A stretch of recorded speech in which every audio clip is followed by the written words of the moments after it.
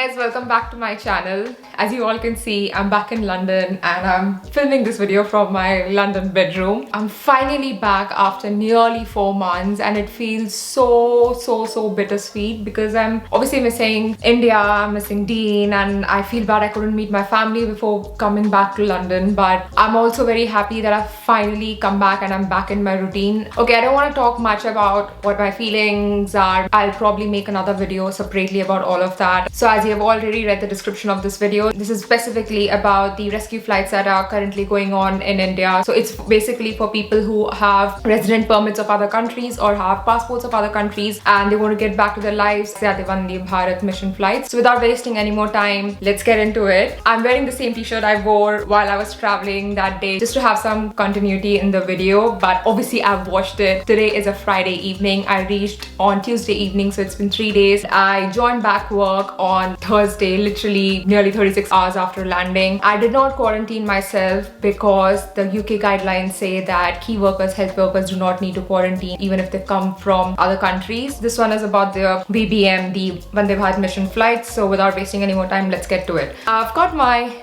glass of wine, not really a tub but a bowl of popcorn. Grab your popcorns because this is going to be really a long informative video if you're planning on taking the VBM flights or you know somebody who wants to get any information. So literally from booking the flight to all the way to landing, I'll be putting out all the information including video clippings. So here we go. Let me have my first sip because this is going to be a long one. I booked my flights on June 10th. There's a clipping on the day I booked my flight. I'll put out the clipping over here.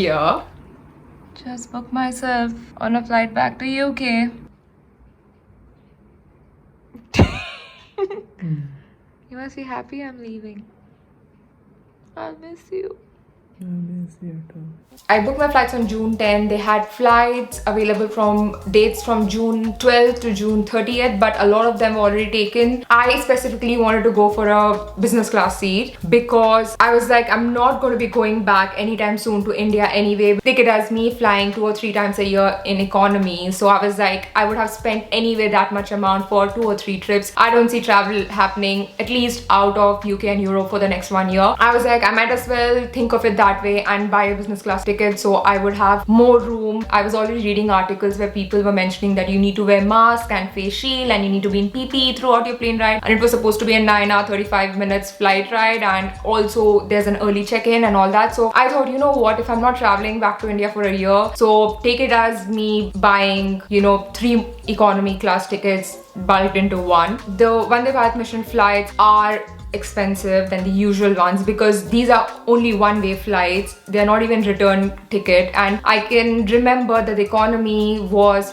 50,000 rupees. I got the business class ticket for, I'll tell you exactly, I got it for 96,498. I know it is a lot of money. I'm not saying people need to fly business class. It's just that it made sense to me at that point. Anyway, moving on from there. So I got my ticket on June 10th. My flight was on June 30th at 9:30 a.m. from Mumbai airport. I was living in Pune and I had to commute between Pune and Mumbai. We started the journey from Pune at 11 p.m. on 29th of June. We wanted to give ourselves some time because we did not know what exactly would be the procedures when we are traveling from one city to the other. Obviously, I did not know anybody who had traveled, but I tweeted a lot. I asked a lot of people a lot of questions. We needed an e-pass, which you can apply online. I will put a link to the website where you can apply for it while you're traveling from Pune to Mumbai, basically in Maharashtra. You need a health certificate to be able to apply the e-pass, and yeah, that's about it. But honestly, nobody even asked for this e-pass or the health certificate at any of the tolls. Oh yeah, by the way, thank you so much, Aaron, for dropping me to Pune because I literally do not know how else I would have been able to catch my flight. So thank you so much, Aaron. And yeah, so I'm waiting for you in UK. Come soon. Okay, and the journey begins. Say hi, Aaron. Hi. Thanks for dropping me to Mumbai. Road trip! We're going to Goa. And Dean. Call Jitesh. He's in Mangalore. He'll be easily able to come. to Goa, right? Yeah, we'll Let's go Goa. do it. Fuck your UK thing. Man. You come to UK with us. We finally reached Mumbai at around 2 a.m. We directly went to the airport because I had read and I had watched videos where people were like, oh, you need to come 6 to 7 hours earlier prior to check-in because the queues are quite long. So obviously we reached early and I did not want Dean or Aaron to spend any more time than they need to. I asked them to just drop me off and leave back to Pune.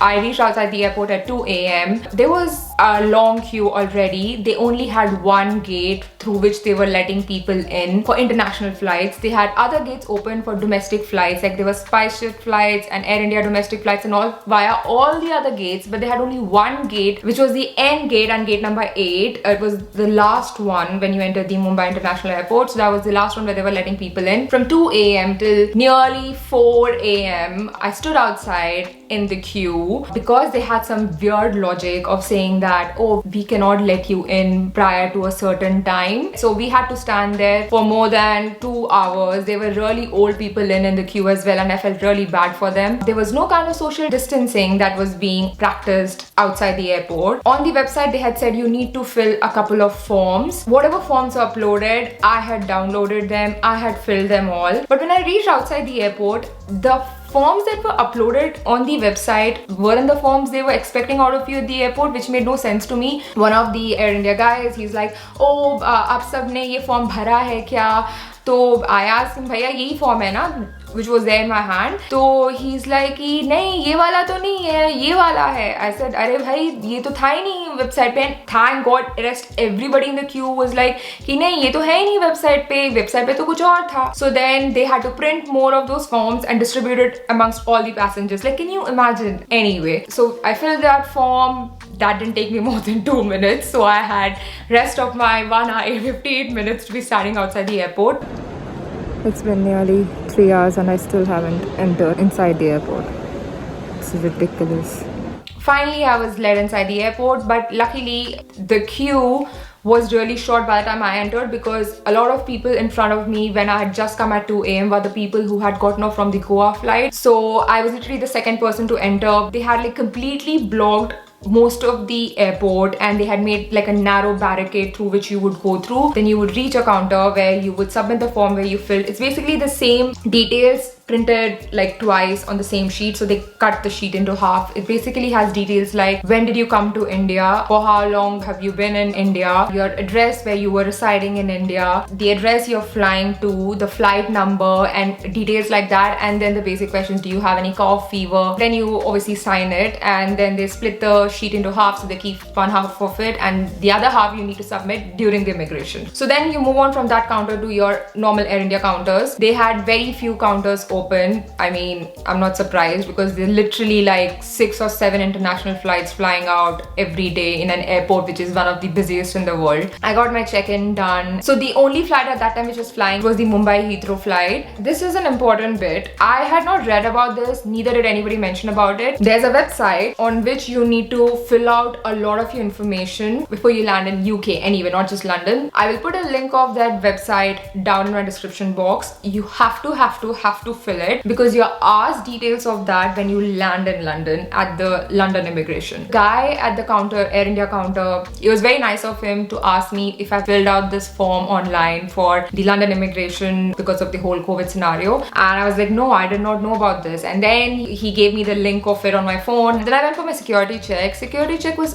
pretty damn quick. So basically what they've done is they've shut the entire section, you know, the massive section of Mumbai airport where security check happens for international flights, and they have only one alley which is open. Basically, literally like, you know, one scanning machine, that's it, in the airport. That is the one which used to be used for all the business class or the first class passengers. It was pretty quick, literally took me 10 minutes to do my security. The entire duty free was ridiculously dark and quiet. It literally felt like I was in a ghost town. In duty free, everything was shut. None of the restaurants are open in Mumbai airport. There was only one counter in duty free which was open, and I think they were allowing people to buy alcohol, and only one counter was functioning in duty free. I didn't see any kind of social distancing happening over there. The entire airport was like dimly lit and it was so freaking quiet, but people, at least after the security and the immigration, they kind of like spaced out, so nobody was sitting next to each other, because literally there were like 300 people in such a massive airport. There were like 6 flights or 7 flights that day. At that point in the morning, only one flight was flying. It was quite nice that way. I found my own quiet corner and I just sat over there and I was like listening to music.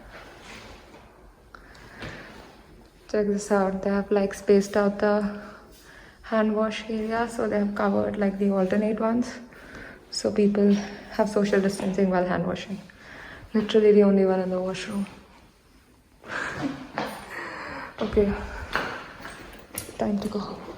Before I knew it, it was time to board. And normally what we see is that they let business class and first class passengers board first. They did not let us board first, and I was quite surprised, but it made sense why they did not, because I'll tell you why. So basically they started the boarding more than an hour early. So people were asked to sit inside a plane that wasn't moving. So I can imagine how claustrophobic that must have been for people. They had this rule that everybody needed to wear a face mask and shield throughout the plane ride. They provided that and also a bunch of sanitizers to everybody in a packet. So basically they provided PPE to people who were in economy class, ones who had middle seat. And then the boarding started, so they let everybody board except for the business class and the first class passengers. They let us board the last, so that means we spent the least amount of time in the plane before it took off. Honestly, there was no kind of social distancing being practiced while boarding the flight as well. Even if they kept mentioning guys 2 feet apart, nobody bothered. Even if I was trying to stay away from the person who was in front of me, the person behind me would keep coming like really close. Like honestly, I think it's impossible to maintain any kind of social distancing in India. So once I boarded, it was quite fine. I clenched my seat and I just took my seat. They had these pre-packed meals kept on all the seats. I think they were more or less the same for economy and business class, so there were no perks of somebody having business class tickets. It was the same kind of food that was provided to all the passengers. I would suggest one thing, that I got these 2 balls of cotton and I placed them behind my ears while wearing the mask. The tag of the mask, it starts digging in, so you're wearing for nearly 12 hours. So I would advise you guys to like get some cotton and place it behind your ears. They had pre-packed food packets kept on all seats like I mentioned, and they contained basically these all kinds of junk that you can think of. So basically they had aloo bhujia and they had like cheese and crackers. They had an apple and banana, which was nice. They had this roll. I don't know what roll was it, because I had one bite and it tasted so stale, so I had to just leave it. They had packet of fruity kept in it. Then there was another package which had another fruity, and then there was this sandwich kept, there was peanut, and there was a brownie. So they had 2 bottles of water kept inside the food package. I guess everybody gets it. The only kind of service they were providing was if you needed any extra bottles of water or you want an extra blanket. Other than that, they were providing no kind of service. There was no in-flight entertainment, guys, so you couldn't watch any movie or pass your 9.5 hours. So what I would suggest is download a bunch of stuff on your phone, your iPad or your laptop. But what honestly I did throughout my plane ride is that I caught up on sleep. It was beyond 24 hours of me having not slept by the time I boarded the plane. So I caught up on sleep. I slept for nearly 6 hours of the plane ride. So there was no kind of alcohol being served, no matter what section of the plane you were flying in. So basically do not expect any kind of in-flight entertainment or service in the plane. Be prepared, guys. Like I suggested, download a bunch of shows or have music downloaded on your phone or your tablet or your iPad. I would suggest just catch up on sleep because it's bloody exhausting. I had an incident during my plane ride. So basically I went off to sleep and I did not realize that my phone fell through the seat and it got locked in the whole machinery, because these business class seats completely flattened. So when it flattened, I don't know how, through what gap, my phone fell into it, and then the air hostess saw me trying to fix my seat and like, going through my seat. So she asked me what's going on. So I said, I think my phone is dropped inside, and she's like, do not move your seat, because this has happened countless times with all our passengers. And if you keep moving your seat, like, you do not know where your phone is trapped and it might just break. So she's like, just let it be. When the plane lands in London, we'll get the engineer and remove the whole seat and get your phone out. So luckily there was one seat which was vacant in business class, so I went and sat next to this uncle. I did not mind this bit of my journey because there was literally only 45 minutes remaining before we were going to land in London. But the only downside to this was, while deplaning, they were going to give priority obviously to business class and first class passengers to deplane. And because my phone was stuck inside the seat, they would only let an engineer board the plane once everybody's deplaned. So I was like, here you go, I'm going to be in a long ass immigration queue. But anyway, the engineer came in and he was quite nice, and he